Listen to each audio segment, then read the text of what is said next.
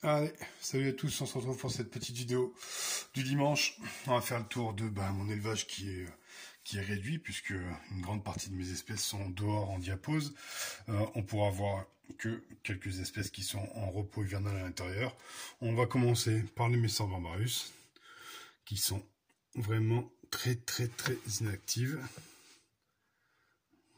On a encore les larves qui n'ont pas évolué. Vous voyez, il y a un peu de pain de fourmi au milieu. Un petit bout de couvain qui est là et qui bouge plus. On voit qu'elles se sont bien agglomérées. Tout doucement. Bon, ça bouge encore un peu. Hein. On a un major qui est particulièrement rouge parce qu'il a aussi le gastre rouge. Donc ici tout va bien. On va voir s'il revient par là. C'est décalé mes doigts pour pas trop trembler. On va prendre un peu plus de temps vu qu'on a moins de monde à regarder. Celui-là c'est vraiment un gros pépère. Petite graine. Qu'est-ce qu'on a là-bas? Je leur ai mis un peu de liquide sucré. Voir si ça les motive, mais elles sont en stand-by total. Donc voilà, un petit peu partout, un petit peu caché. Dans cet ADC, pareil, un petit peu de liquide sucré. Voilà, des fourmis qui sont... Bon, ça a le cours, mais c'est une des rares. Là derrière, elles viennent se cacher un petit peu. Voilà. Je sais pas ce qu'elles sont venues foutre. Elles doivent chercher. Alors je leur ai allumé la lumière il y a un petit moment, donc elles doivent peut-être chercher le noir. Dans le nid principal, on se retrouve toujours avec mon petit tas de graines. On a toujours des fourmis en train d'à moitié dormir. Donc voilà, ici. J'ai pu voir la princesse qui se baladait dans la semaine, donc elle n'est pas morte pour l'instant. Ils lui ont un peu rongé les ailes, mais elle est toujours en vie. Donc voilà, j'ai partagé ça sur Discord. Donc voilà, ici, on a ce nid. Toujours pareil. On va essayer de se caler. Elles viennent se cacher dessous, là où on a le reflet, où on les voit pas. Toute petite nouveauté, c'est qu'ici, je sais pas si vous vous rappelez, je vais dézoomer, ce sera mieux. Ici, il y avait, j'avais collé avec du scotch une plaque V10 pour fermer, pour pas qu'elle m'utilise cette aire de chasse. Et en fait, comme elle est venue mettre pas mal de déchets, j'ai ouvert pour nettoyer et j'ai remis cette plaque. Alors, ce qui est marrant, par contre, du coup, c'est que elle passe les antennes à travers. Regardez, et on peut aller leur toucher les antennes. C'est assez, enfin moi ça me fait rire. C'est assez marrant de sentir ces petites antennes. Donc voilà, ça les excite un peu aussi au passage. Enfin, on joue comme on peut pendant la diapause. Donc du coup, voilà ce qu'il en est pour les Messor. On en a encore un peu aussi dans les tubes de raccord. Enfin, tout va bien. Le calme est bien là. Donc nous sommes dans une bonne période de repos pour Madame Lagine. On va profiter du temps qu'on est là pour aller voir les dedans. Alors, je sais pas si on va voir grand chose. Un tube qui est déjà pas très propre. Alors, mise au point ici. Ici, la Phénogaster subterranea. Vous voyez ici. Alors, je voulais vous présenter comme ça. Alors là, on voit très mal ce que c'est crade. Mais en fait, ici, là, c'est une deuxième nymphe qui est en train d'arriver. Et ici, juste au-dessus ou juste en dessous, là, on a la première ouvrière qui reste calme. Je vais essayer de la filmer comme ça, pour voir peut-être. J'aurai plus de résultats. Voilà, le tube est vraiment sale, donc on verra rien. En tout cas, elle a sa toute petite... Je vais la tourner en plein. Vous voyez, juste devant sa tête, elle a sa petite ouvrière. Et toujours dans le tube sec, alors mise au point.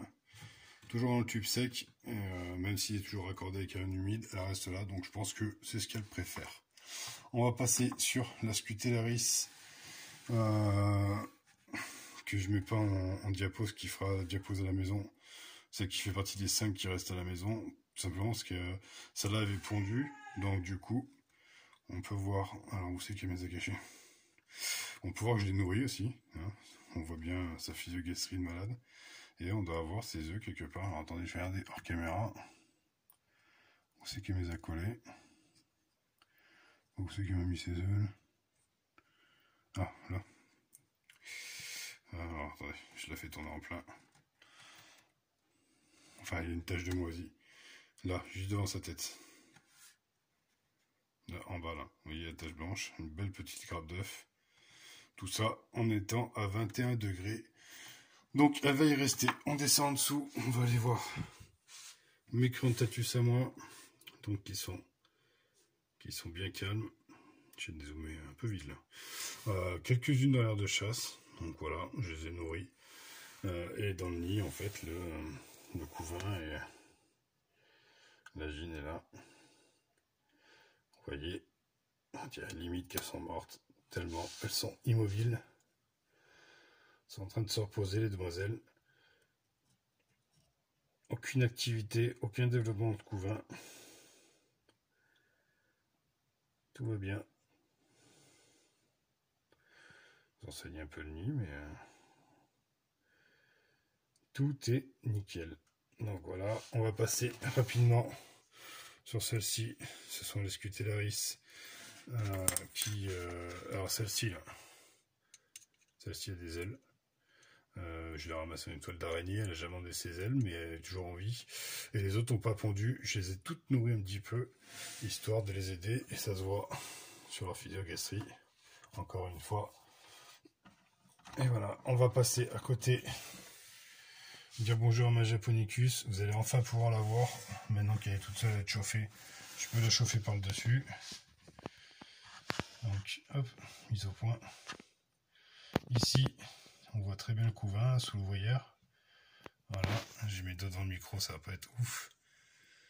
Donc, tranquillement, elles sont actives, vous voyez, elles sont à 24 degrés. Et tout se passe à merveille. J'ai pas l'impression que le couvain il évolue, mais il est là. Donc on va les laisser comme ça. Je vais les remettre au chaud parce qu'elles, par contre, comme elles sont toujours couvertes, elles n'ont pas forcément l'habitude de voir du monde. Donc voilà, on aura fait le tour des fourmis à l'intérieur. Par la magie du montage et par mon talent de cinéaste, on va se retrouver à peu près juste après une téléportation avec mes manicas, une petite séquence que je vous ai tournée hier soir et que je mettrai à la suite de cette vidéo.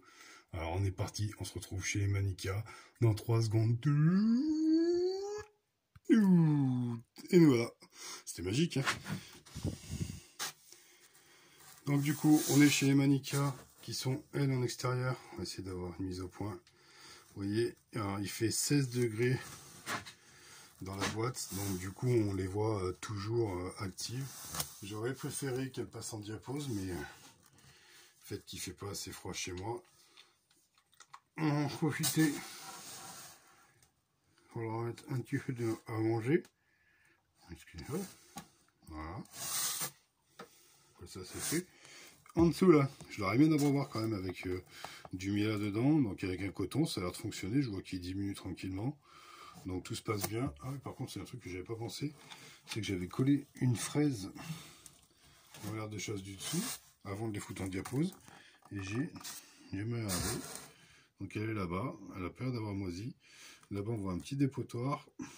Il faudra quand même que je fasse un petit coup de nettoyage. Un petit coup de nettoyage pendant la diapose pour enlever un peu les déchets. Et on va aller faire un tour rapidement sur le nid. Pour une petite mise au point sera mieux. Donc vous voyez, les tubes là ils sont bien propres, là ils sont bien sales, ils mettent bien leurs déchets. On a quand même une belle diminution du couvain, elles ont descendu en fait. Regardez, elles sont allées foutre un petit peu plus bas, donc je pense que comme le tube d'en haut devait certainement être l'un des tubes les plus froids, elles ont commencé à descendre le couvain à un endroit un petit peu moins froid. On voit quand même qu'il y a eu encore pas mal de naissances par rapport aux couleurs des ouvrières. Et que c'est pas plus mal. On voit encore des belles nymphes. On voit encore, c'est quoi ça? Je vais essayer de zoomer. Ah, ça c'est une très grosse nymphe. C'est une très très grosse nymphe qu'elle transporte. Ouais. Il y a des belles nymphes en bas aussi. Donc vous voyez, elle continue d'évoluer, hein, tant qu'on n'est pas bas en température, ça continuera.